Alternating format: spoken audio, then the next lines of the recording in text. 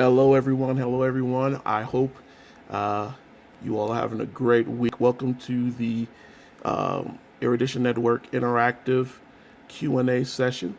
I'm going to give a couple of moments for people to start trying to join in before we start. This Q&A session is done weekly to allow for questions and things about Black history that aren't generally taught and learned in school. Um, Usually over the last few weeks, I've had several of my sons that were on. Today, I'm kind of flying solo, flying by myself, um, which is fine to ask the questions. My intention for this program, as always, is for it to be interactive, and um, ask questions and things. I see you, Grandma. I love you too. Happy that you are on. Um, we look forward to doing this every week. Um, my sons, my youngest uh, actually gets prepared to do this show every week. And he told me at the last minute, no. At first he said he wasn't going to come on, and he changed his mind, but then he changed his mind again. But we'll get him on again. Um, it's been enjoyable having him on. I see we got about 3 people on. I'm going to give it about another 30 seconds to see if we get any more folks logging on. Um, I don't know how the weather is with you all, but we've been here in Colorado having a time trying to actually get into summer because we keep having snow. No matter how warm it is the day before, it seems like we run into snow like a day after. Very strange, very strange. All right, well, we have about 4 people in here. As I said, this is an interactive session, so hey, feel free. I told my sons, even as if they're not on today, to drop questions, ask questions. My name is Eddie Phillips, for those who have probably never watched the program, and I'm going to get better about doing this part. I am the CEO of the Erudition Network. The Erudition Network is designed to teach Black history um, to everyone, to cover things that are not covered in our schools, and to provide information that may not be readily accessible to everyone, and to give you references and places to go to learn on your own. With this session, I usually ask, and when I do the advertisement, I tell people to please bring their history books and ask questions. A lot of times in our schools, we are not getting a full amount of Black history. We don't do a really good job at that. And so what we want to do with this program is provide you the opportunity and the ability to come on, ask questions, and let us delve into this knowledge together. My background in history. So I have been studying history ever since I was a child. I have a love for it. And so I read a lot of it. I reference a lot of it in my writing and everything that I do.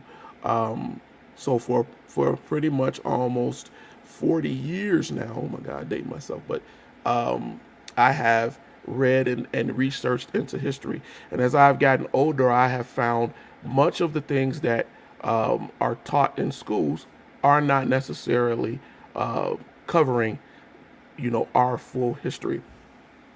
The other day, as I move on, I was looking through, I saw a memory. You get a memory on Facebook that popped up, and it asked me, as I was looking through some history that I had shared all the way back, I think it was like 2012, 2013. And it made me think, in this post that I'd written, I was talking about men who helped to shape America that many of us don't know. And I wanted to share that today because we didn't really have a full understanding as to why a lot of things in our media, a lot of things in our schools, everything, why a lot of this stuff is happening. And so what I wanted to do today, I wanted to touch on that. Um, I want to, as I'm sitting here, I'm going to pull up, I'm going to share my screen here so that you can see what I'm talking about. One of the examples of the post that I had. Give me a moment.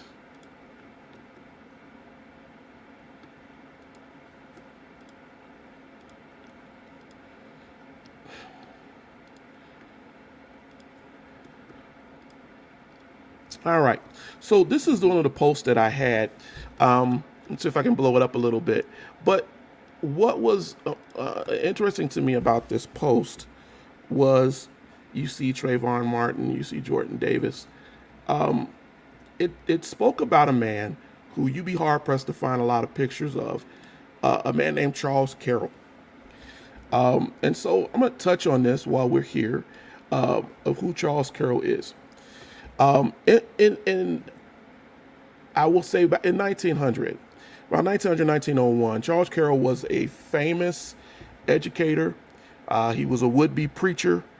Um, he uh, he was a Renaissance man at the time, as they call it. But he was also a product of the Dunning School of thought. In other words, he was taught a revisionist history of slavery and Reconstruction. Charles Carroll is hard to find in your history books, and most people will not talk about him. But he is a very important man. Charles Carroll wrote a book. It was called The Negro, the Beast, a Beast or in the Image of God. And in that book, Charles Carroll laid out the idea of the savage black man. He laid out the idea that blacks were Negro beasts. They were beasts of the field. They were dangerous. In this post, and I'm going to read this, Charles Carroll in 1900 wrote a book called The Negro Beast and Image of God. This book was very popular because Carroll was a respected doctor, historian, and a man of God. His theories in his books went on to lay groundwork for 100 years of black imagery in our films, in our books, and in our media. The words such as jigaboo, spades, and animalistic views of blacks in films such as Birth of a Nation were inspired by Carroll. Carroll went on to make assertions about the emergence of blacks, right? He called us dangerous. He called us of massive size. He called us uneducated. He called us threatening. He called us many things. But what really caught on was that this was a learned man. He was believed to be intelligent. And so with the things that he said touched many, many people. He was given a huge amount of money to create this masterpiece of lies, $20,000. And he was not a member of the KKK. He was an actual published American author, respected all over the world. Now, why do we care about Charles Carroll? Because TV, films, music, everything have been affected by him. The things that he wrote. And those images have allowed folks to go in and create damage to the black person, to the African American. Those misconceptions, when I added Trayvon Martin and Jordan Davis to that picture, those misconceptions have allowed people to be murdered. Charles Carroll, in his book, wrote that the light-skinned black woman was lascivious. She was a sex pot. She was, pardon my French, a whore. And that she used her enticing ways to lure both black and white men to damnation. When Thomas Dixon wrote Birth of a Nation, he referenced Charles Carroll's writings because he believed what Charles Carroll said was absolutely true. Damage to the black collective is a huge part of black history. So much so, it angers me to almost always cover it, and always to a point where people become sensitive to the idea of the damage, right? They become sensitive of, well, why do we always dwell on the fact of what was happening with black people? Why do we always dwell on these issues? Well, the thoughts that were created by men like Carol are still with us, and we have to address it. They're still with us when you look at the police actions in this country, when you look at the laws, even when you look at the way we deal with health, medicine. Some would argue, and I've had arguments with people, that racism in itself is a mental illness. A lot of people don't want to say that because then they will say, well, that gives an excuse. But it's what it is in this country that we have to deal with. You know, when Carroll wrote his book, when Dixon made his movie, they touched all over the world. The age of film was like, as Woodrow Wilson said, it's like writing history with lightning. It traveled everywhere. It hit many, many people. So much so that we have remnants of it in the way we look at how things were written and how things were used. Let's show you another picture of one of the other posts that I had here. You see this, and this is an image. You see it. You see this image a lot. Some of these images. The guy down there at the bottom was the guy who, because of bath salts, they believe, went and bit a man's face, right? A couple of years ago. It's about a decade ago. And the image of the savage, the image of the brute, the image of the monster, the image of the man domineering women. When we say that Carroll's words and his actions and what he did have no influence on us, it's a lie. Because what we're really neglecting to see is who he inspired. One of the people that he inspired was a man called George Fitzhugh. Fitzhugh is not generally known, and many people would be hard placed to find his name in a history book.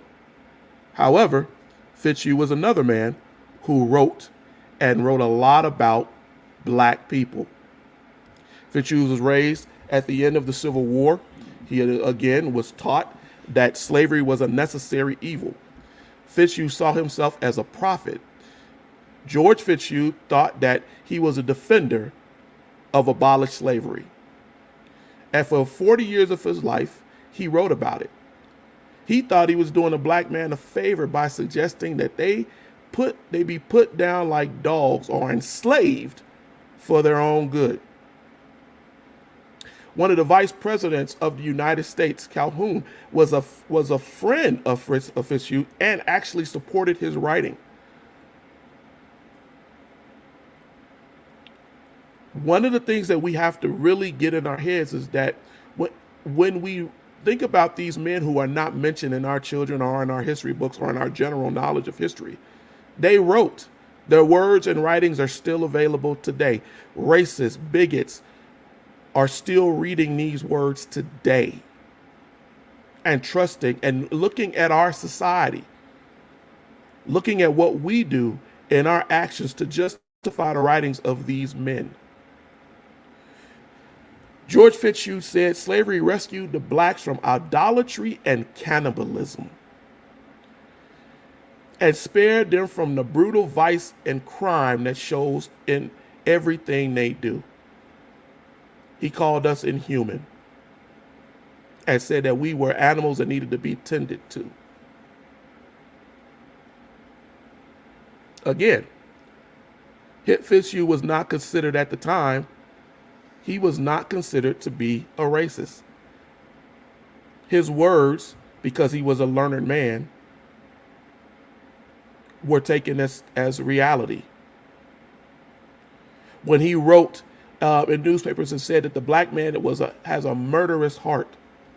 He will brutally waylay our women and children. He is a beast. He is an animal. He will devour you. Watch the news and read the paper and pick up what they're doing. They still believe this. Some people still believe this today. And when we ignore those words that are used to create another generation of racist murderers, when we ignore men like Charles Carroll, George Fitzhugh, William P. Calhoun, Robert Shufelt, all of these men wrote books and gave lectures, and they titled their lectures The Great Black Beast. So when we look at these pictures that I just showed of black men acting like animals, and we provide videos, music videos, and movies where we act as animals or allow ourselves to be portrayed as savage, we co-sign the words of these people.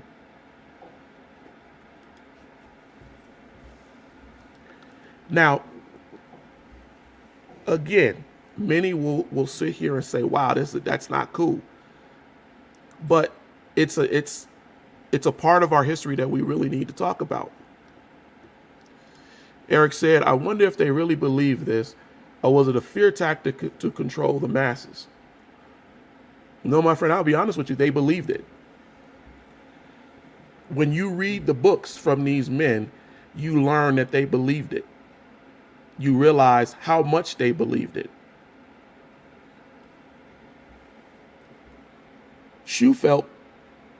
Robert Shufelt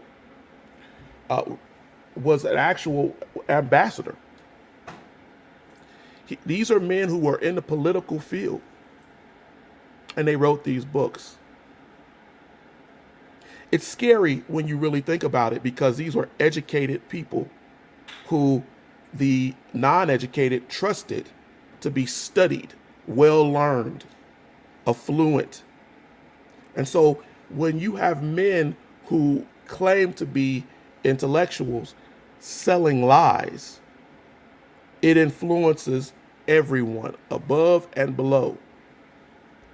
In our stratified American society of the poor and the wealthy, right?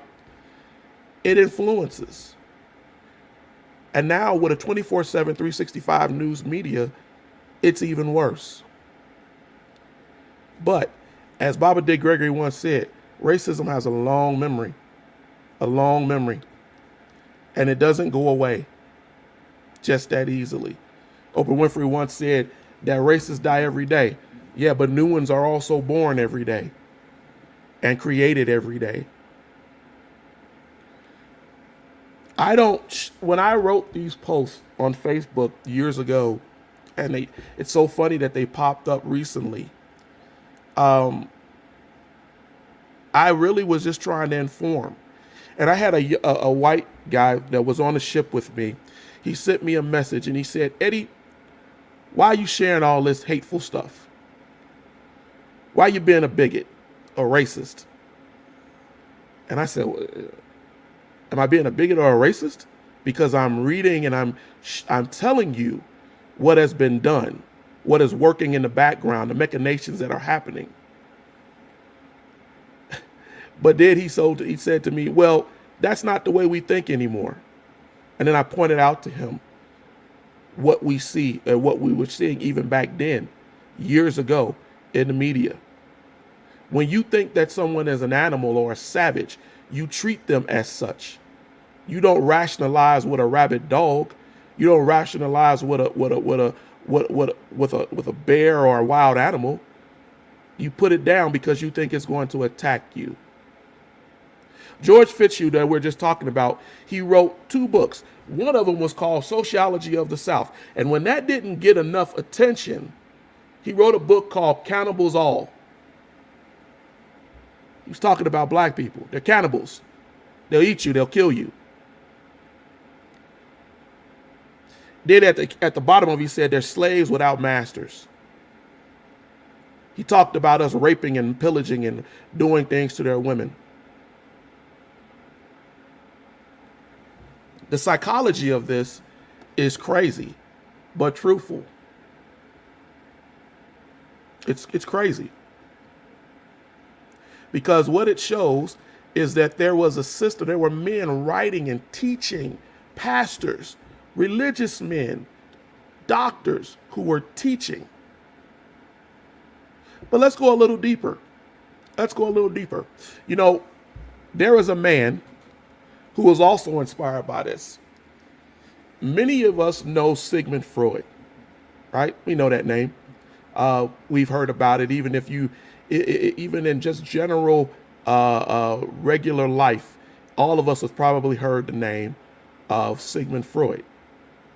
Now, Sigmund Freud himself, from all indications, was not a racist man. He was a Jewish man who had to actually flee Nazi Germany because of bigotry. However, one of Sigmund Freud's American colleagues and one of the founders of the American Psychological Association, a man named Dr. Granville Stanley Hall. He was the first president of the APA.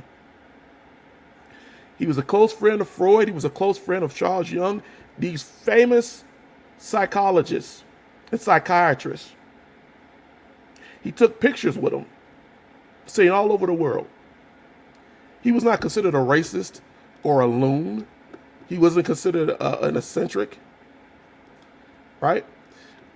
But yet, he himself did some racist things. Sean Anthony, my son, says, so racism is not only a mental illness, but instead an influence, it's influence pushed. Yes. I agree. It can be pushed. It can be taught. It is taught. Now, mental illnesses can help to exacerbate the idea of fictitious ideas and fantasies that help to solidify these thoughts that are being put in your head. So that plays a part in it also. But yes, it can be taught. And that's a good question, Sean Anthony, because the reality of that is, getting back to what we're talking about, Granville Stanley Hall, right? This man was a psychiatrist, psychologist. He was well learned. He was renowned. But you know what he did? He co-signed with people like Charles Carroll. And what he said was that black men could not help it. They could not help but be what they are. He said, you know, we could accuse them of being animals and criminals and all of this, but he didn't believe that that was the best thing to describe blacks. He claimed that as a clinician, as a doctor, he had discovered that blacks were not animals, but they were just plainly ignorant.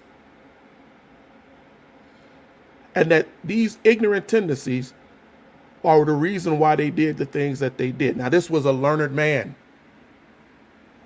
who wrote papers, who taught other clinicians. And he went about telling people that blacks were just born stupid. His actual words, I'm going to pull it up right here. He diagnosed the black man as his diseases, both psychic and physical, is erratic, volatile, changeable, prone to transcordial, intensely emotional, and epileptoid states. So what was he saying?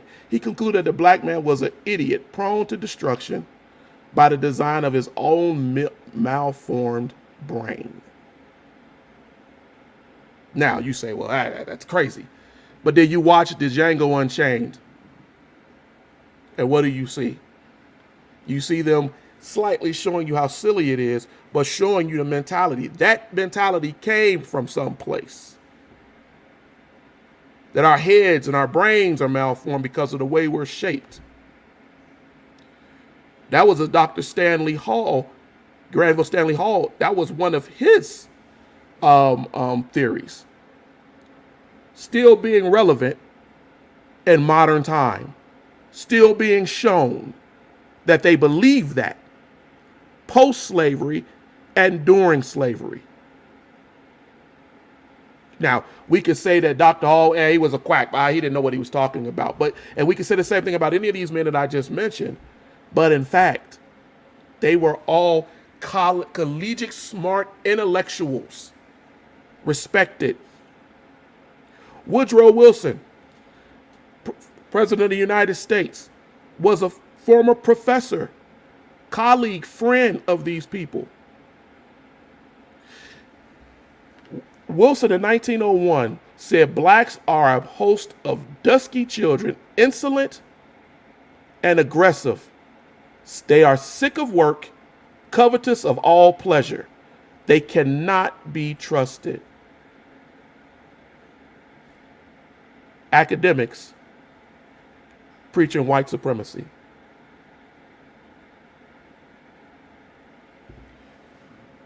When we look at people like Hall, and we look at people like William Calhoun, which I mentioned before, he wrote The Caucasian and the Negro in the United States.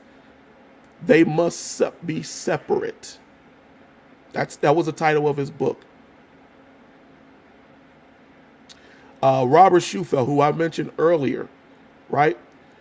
When we say he wrote, this shows you how it comes into modern time. Shufel wrote a book, The Negro, A Menace to American Society. Does that sound familiar to any of you who know anything about black cinema with the movie Menace to Society? In that book, Shufel told whites that black men were praying menace that could murder and rape their women. As a matter of fact, he actually in that book describes finding a young white woman that had been savaged by this so-called black monster. It's disgusting what he says, and it was just deeply filled with lies, all made up, but it didn't matter because people who read it believed it.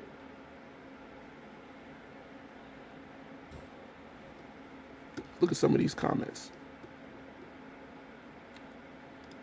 Sharati says, so since he was known to be smart, he was able to sway people's thoughts. Exactly. And he did. And he said, this is why we must be careful of the titles we bestow upon people. But we continually do it. We continually do it. And many times we ignore what is being said and what is being done out here. What is being offered. I often tell people that there are slews of books written by black academics for decades. They have been writing and talking about these men and the systems and the systemic problems that we have. But why are we still having these problems? Because when we try to teach, when we become interactive in our teaching, what we're trying to do now, very often it flies under the radar. It's not noticed. Whilst we still have people who are writing books. I'd ask you out there, does anybody know what the book, The Turner Diaries, was about?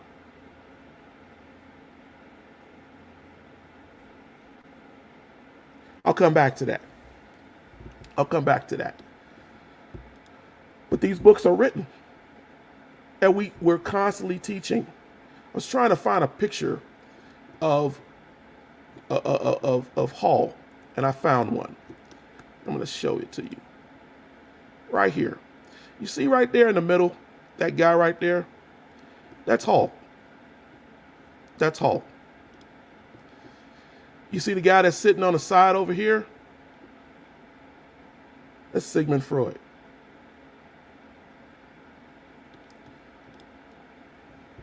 We need, we know these names, some of these names, but we don't know the people who ran in their circles of influence.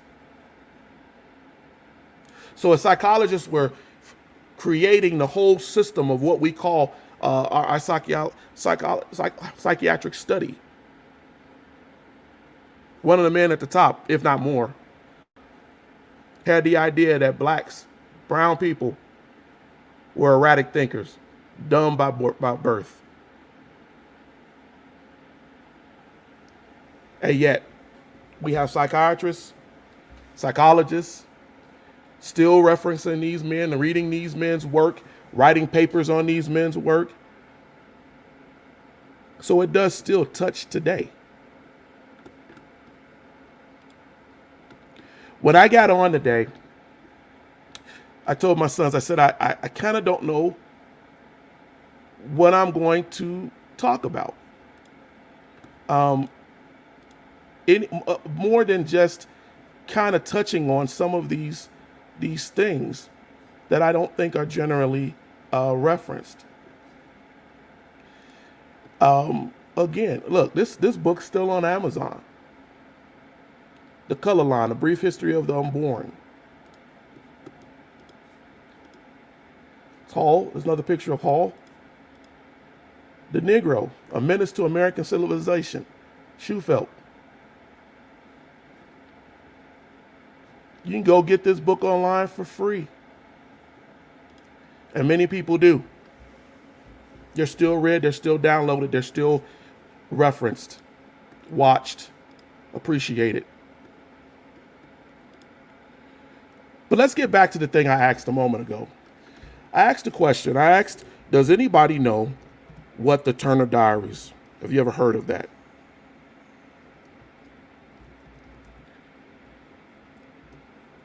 The Turner Diaries, again, was a novel. It was written by William Pierce. I think back in the late 70s, Pierce wrote that book.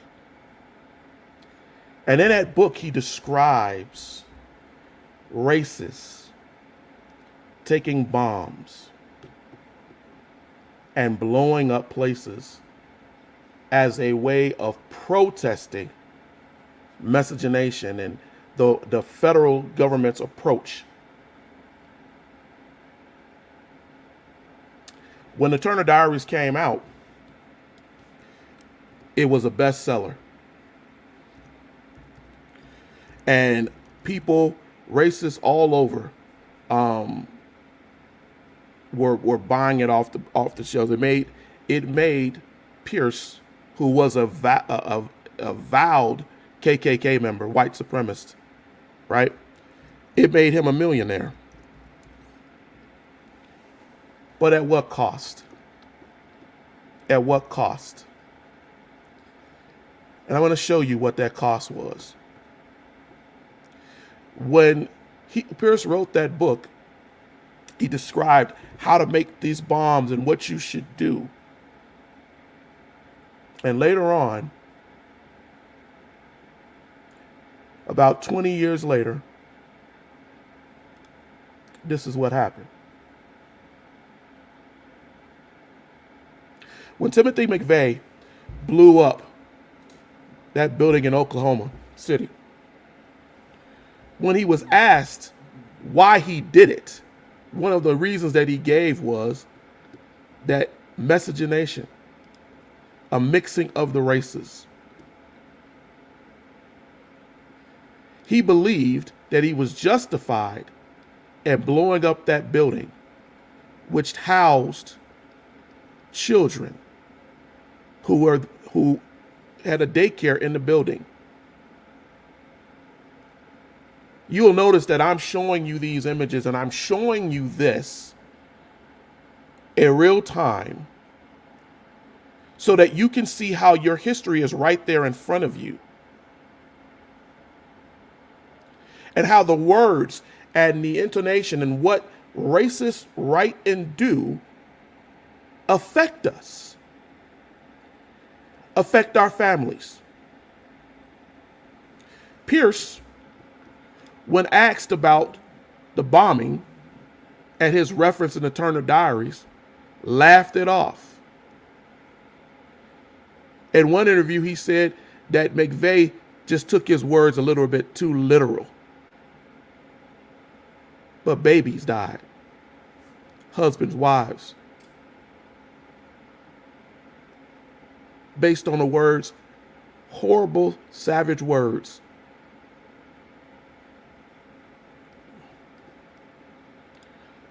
Teddy said, we say that declaring racism as a mental illness provides an excuse for racists, yet we excuse racists of old by saying they were men of their time, completely dismissing the fact that their words still influence people. There's something to be said about that, my son, because there was a priest that was around when Columbus. I always try to go back. And they used to say that about Columbus. They would say that about how when the Spanish came over to enslave the Indians, they said that, you know, we shouldn't hold Columbus accountable. He was a man of his time. But we neglect to remember that the Spanish crown called Columbus back to Spain because of his barbarity. And it wasn't because of his barbarity against the Indians or the indigenous people. It was because when other Spanish in the Inca system complained, Columbus had them thrown in jail. Because Columbus's main goal was gold.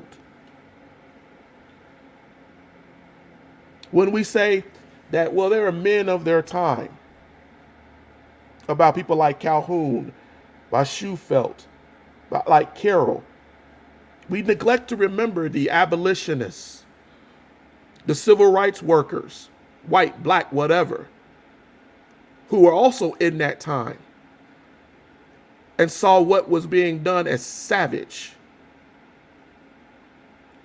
So you're absolutely right. It's an excuse that is given to justify a wrong because that was acceptable back then, but it was never acceptable. It was just permitted.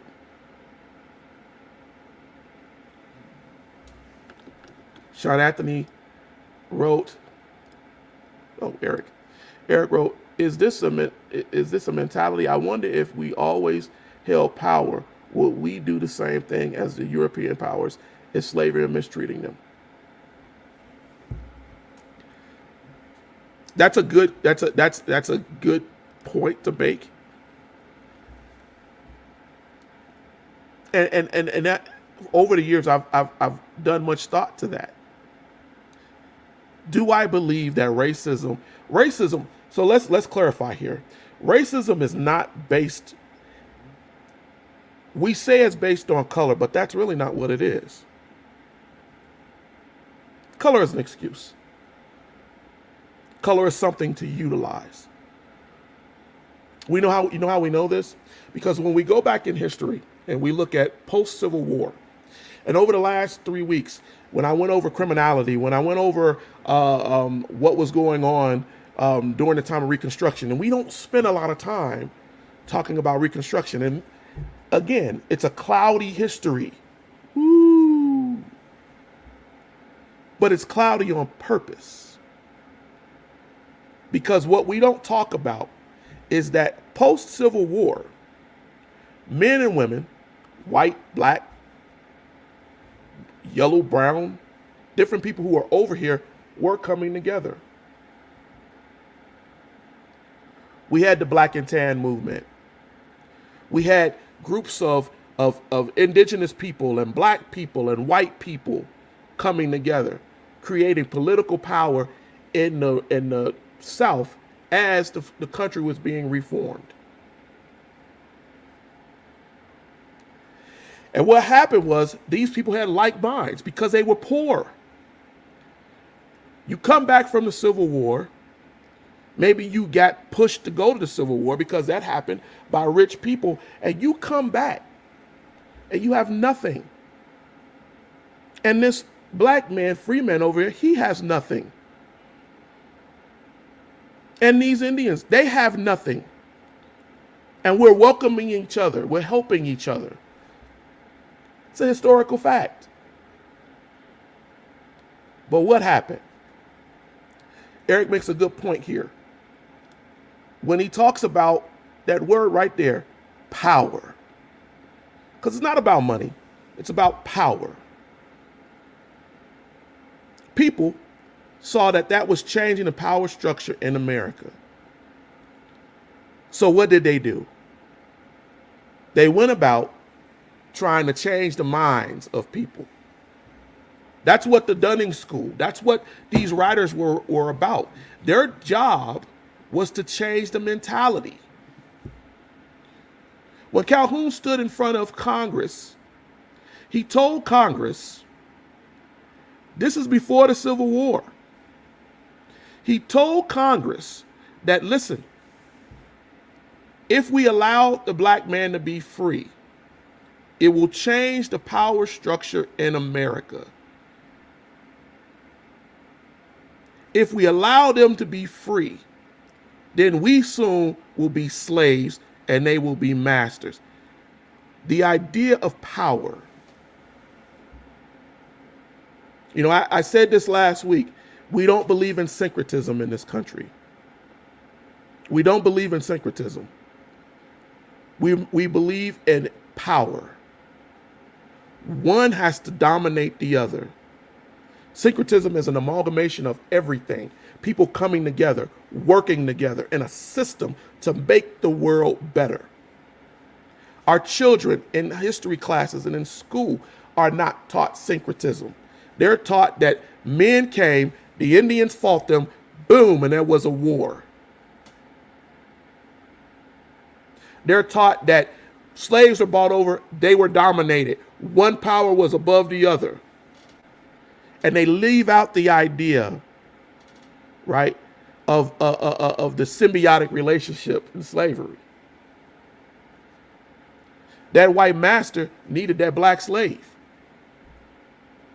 When the Spanish were down in South America, they needed the Indians. They needed them to go out and grow in the fields, to go and pull the stuff from the fields, to run the animals. We neglect to realize that these were skilled workers. So post-Civil War, these men and women left the servitude of their masters who had never had the requirement to learn. They would apprentice the slave out, right? To learn a skill. And they felt then, wait a minute, I just lost my wealth. He kept my wealth. So when we go back to the idea, is it a mentality? It's a power mentality. So they said, now they feel emboldened. Well, it depends on what you're talking about. It depends on what you're talking about. Because in truth, we also have emboldened black people. See, too often we say they feel emboldened. Too often we make it seem like this is a black and white thing. You know, I teach black history, but that's American history. But I have to tell you that it's black because it is black. It's just hidden from you. You didn't know. A lot of these names that have been thrown out here in this program for the last 40 minutes are probably names you never heard before. People that you never thought to look up because you didn't know to look them up. But they can't do what they do without drivers. You know, I was on a program a couple of about months ago now, and I mentioned that drivers. We have that in society. I'm going to ask you that. Hold on, a sec. What does Sean Anthony say? They need something or someone to hate, even if they have no reason to hate the other. Yeah, it's true too. Let me tell you what a driver is. In slave times, the driver was the black man who went out for the master and made sure that the slaves did what they were supposed to do in the field. That was the driver's job, to drive, to manipulate, to enforce. That was his job. That's who he was. So when we look at the old narratives of the slave master, he wasn't by himself. He wasn't going to stand out there from KC to KC all the time. So he needed someone to go out there and run. In society, we still have drivers. We still have these black people who drive black folks to do ignorant things. They're localized. They're out there in the industries. They write the screenplays. They write the music that influences your children, influences us. And in turn, what winds up happening is we go back to the Charles Carroll mentality of the savage, because that is what is working in the background. They can't do it alone. So when Eddie says they feel emboldened, yeah, because we have a system here that has worked. We got people who will go along with the system. We had a member of Congress stand up recently and say that America is not a racist country, while black men and women are being killed in the streets, where there's a system that holds the poor black and down enough to believe that the only way that he can get rich is to do it or die trying. That's our reality. And those drivers are still here. You have to be smart enough to go in and look for them. A couple of years ago, when a lot of young black men were dying, Oprah Winfrey got up and said, it's like every day there's an Emmett Till. And I thought, why is every interview is she talking about Emmett Till? I said, I see the connection, but why does she keep bringing it up all the time? Then I thought, well, maybe she's trying to get people to look at the history. Then I found out Oprah Winfrey was trying to make an Emmett Till movie. She was pushing and propagating the idea to put money in her pocket. Now, not saying that to tell you not to listen to Oprah Winfrey, but I'm telling you that there are drivers. When you listen to the gangster rap and the people out here saying, I shot, I killed, I raped, I did, and I popped, right? What's the reason behind that? See, while you're looking at the Jay-Z's and while you're looking at the Kanye's, who's above them? Who's writing the system? Who's pushing that driver? What's the master who's pushing that driver to cajole you to do something ignorant or yours? And because you don't know that history, you can fall right into it. Eric said, Eddie, can you talk about the radical Republicans, how they tried to rebuild after slavery and kind of how, like now, the roles seem reversed? So right now, you know, we see a lot of things going on in politics. Politics is all politics. I saw Shannon Sharp recently. He made a point. He said, yeah, it's not politics. It's decency. It's morality. It's ethics. It's the doing the right thing because that's the right thing to do. But I will talk about the radical Republicans. You know, when you look at the radical Republicans, you look at the Lincolns, and you look at all of those people who stood up to end slavery. And you say, okay, well, they ended slavery. Lincoln did the emancipation and we were free. Our ancestors, black ancestors, thought that that was the time of Jubilee. This is what they wrote. We free. They thought that freedom was equal to heaven. But yet again, let's talk about these radical Republicans. because they did try to rebuild after slavery. And as mentioned earlier, they went down and they enforced laws. Will we look at Ulysses S. Grant basically created martial law in the South in order to make sure that blacks were not killed and to kill the first rising of the KKK. But after about 10 to 11 years, the idea of free black people didn't appeal to anybody anymore. And why is that? Because what happened politically was that they basically redesigned slavery under a different name. The sharecropper, who went down to have to go work for the same slave family that his family worked for when they were slaves. Now he's working the fields for him. Oh, he gets paid. And then what do? We influence black codes. Jim Crow. See, for many of us, we need to understand and why we're talking about these systems. Because all they do is rewrite it.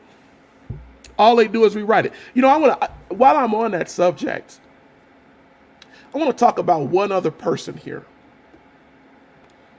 Let me see if I can bring this up. I'm going to show you the picture. And I know many of you won't know who this is. This guy right here. You see how he's all old and infirmed, and this is an older picture of him, right? You see him? Well, that man right there had a huge influence on us also. And many of us, again, don't know who he is. And his name is Walter Francis Wilcox, PhD. Walter Francis Wilcox was a culprit, right? And what a lot of us keep hearing this idea of black criminality, no fathers in the home, and all of these different tropes that you hear. Wilcox was a chief statistician of the U.S. Census Bureau. He strategically went about, right, making sure blacks were accounted for post-slavery in the census. His thought was that if we keep an eye on where the black people are, then we can also see what we're doing to them in society, how it's affecting the household.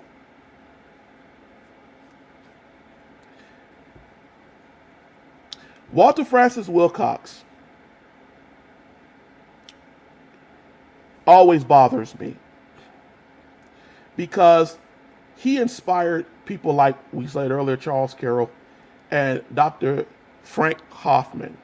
Let me tell you about Dr. Frank Hoffman. He was a German.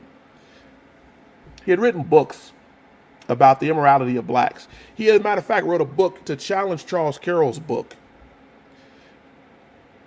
And Hoffman, being a doctor and other learned man, also believed, he stated that medically, it was part of the black man's genetic trait to be evil.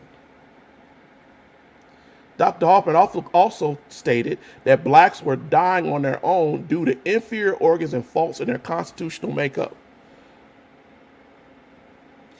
Why did he say this? Well, he made it very clear in his books. He said, so killing them is not inherently evil because we're doing them a service. He was published, Dr. Hoffman was published by the American Economic Association, and his words were taken as truth. He was an inspiration for that old man you just saw, Walter F. Wilcox, who took those theories of Hoffman, and for years he created charts and figures to suggest that blacks were several times more likely to commit crimes on white people. He took census notes to show when the fathers were out of the home, not mentioning that they had been lynched, killed, or taken out of the homes. He stated that men were prone to leave their families, murder, and steal. He made up numbers that no one checked for years. And sometimes when you watch the news, you see charts, right? from back around 1900, 1919. Those are Walter F. Wilcox's charts. See, Wilcox neglected to add in the fact that at the time of his figuring these numbers out, black men and women were suffering daily from vicious assaults by whites in the form of rapes and murders. Murders or lynchings that they ignored. And when they hit a height, a zenith, like in 1919, in Chicago, in Washington, in D.C., in Tennessee, and Texas, Arkansas, Oklahoma, and so on, Nebraska. When all that happened, Wilcox ignored that. He just stated that these families were running away from responsibility. He even went so far as to publish it in books, and he wrote the famous Negro entry in the 1911 Encyclopedia Britannica. These are learned men. These are men who were used by presidents, and numbers are still relevant to us today.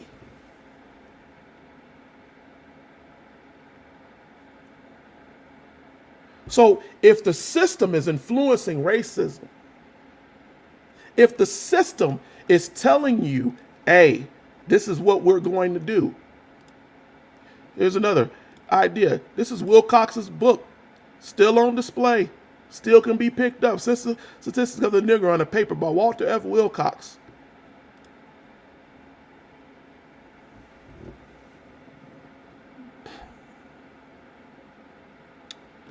Teddy said, oh yes, I know it's also in black community, and the sad thing is the black community refers to the term emboldening as empowerment nowadays. Yeah, it's true. Because again, many of us are not diving into our history. And when it is offered to us, when it is given, recently I myself found myself getting frustrated with the ideas of history, because I felt like I'm teaching this, but what am I teaching? And then I read something from a person who I truthfully, truly, truly respect, Carter G. Woodson. And I had to understand that this is not about our ego or our teaching. This is for us to put this knowledge out here so that somewhere somebody will find it. When we designed this interactive session for Erudition, I was gung-ho with it because I really want people to challenge history. I really want people to learn.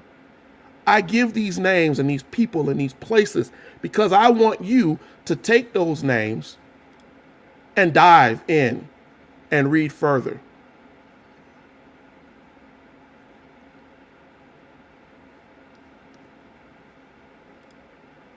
Shad Anthony says, so wow, he heavily influenced racism. And he's not the only one. But what happens with us is that much of the time, we don't know what we don't know. Eric says, speaking of rappers, that violent stuff was encouraged so as to put, yes. Yes, we spent the last 3 weeks talking about criminality. I had my sons on here talking about criminality because it affects us. It affects us. We're coming up on our hour, and I do appreciate Eric and I appreciate the boys coming in and asking questions, and I appreciate everyone who actually clicked on for the live session. You are greatly appreciated. I hope that you share some of this information. I hope that these names like Charles Carroll stay with you. On my part of it, my son has already challenged me to do actual lessons again. We're going to delve into Charles Carroll. We're going to do a lesson, not interactive, where you can go and you can watch and see just how deep his influence runs in our society. And hopefully, when you come away from that, you will realize that this idea of racism, this idea of these men who shape these thoughts that still permeate in our society, where they come from, why they're here.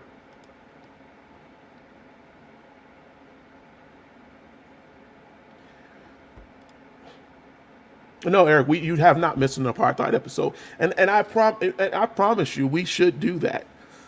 And I will even tell you, if you want to come on and co-host that, and we can have a discussion, you just message me and let me know. These interactive sessions are to bring people in, and we'll sit here, my brother, and we'll talk about that openly, and where we're going and what the history of apartheid, so people can understand it, and why we're going into that system today, where the few want to be able to dictate laws for the many. And we can do that. Ladies and gentlemen, thank you for supporting Erudition. Please share this video. Please share this video. Whether you watch the replay or if you've watched the live session, please share it. I promise that I will get in here today, and I will drop some books and some of the books that I mentioned, some of the people that I mentioned, and where you can access that information so that you yourself can learn more on your own. All right, that's it. I thank you again for bearing with me for an hour, but I want to try to start keeping these things at an hour. So until next week, have a good one and be blessed. And again, we're here to teach you history. Thank you.